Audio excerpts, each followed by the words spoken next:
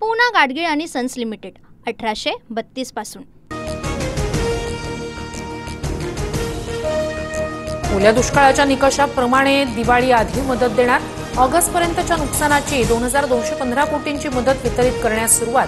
फडणवीसांची माहिती। दिल्लीचा मदत करण्याचा निर्णय। राज्यातील निधीतून शेतकऱ्यांना पैसे देणार। प्रस्ताव पाठवल्यानंतर केंद्रातून रिएम्बर्स होणार। मुख्यमंत्री फडणवीसांची प्रतिक्रिया। शेतकऱ्यांच्या मदतीबाबत मोदींसह शहांना निवेदन। केंद्र आणि राज्य सरकार पूर्णपणे शेतकऱ्यांच्या पाठीशी। उपमुख्यमंत्री शिंदेंकडून ग्वाही। बँकांना निर्देश दिले आहेत, कुठेही वसुली करू देणार नाही। धाराशिवमधील कर्ज वसुलीच्या नोटिशीनंतर फडणवीसांकडून स्पष्ट। धाराशिवच्या कळंबमधील संजितपुरातील 27 शेतकऱ्यांना कर्जवसुलीची नोटीस। नुकसानामुळे शेतकरी हवालदिल असतानाच बँकेची नोटीस।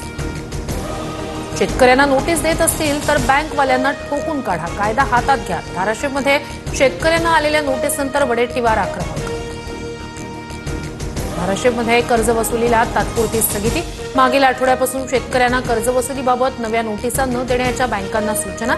जिल्हाधिकारी कीर्ती पुजार यांची माहिती। तातडीची 5 ते 10 हजाराची मदत ही शेतकऱ्यांची थट्टा। सहकारी बँकेत घोटाळे केलेल्यांकडून वसुली करा, संजय राऊतांची टीका। छत्रपती संभाजीनगरमध्ये बाभुळगावात ढेकू नदीनं प्रवाह बदलला। शेतीचं प्रचंड नुकसान। शेतातील पिकांसह मातीही वाहून गेली। शेतात तब्बल 10 गुंठ्यांमध्ये 15 फुटाचा खड्डा। जळगाव जिल्ह्याला अतिवृष्टीचा मोठा तडाखा। चाळीसगाव, भडगाव, पाचोर तालुक्यातील शेती पिकाचं मोठं नुकसान। पूर ओसरला, मात्र शेतकऱ्यांना नुकसानातून सावरणं कठीण।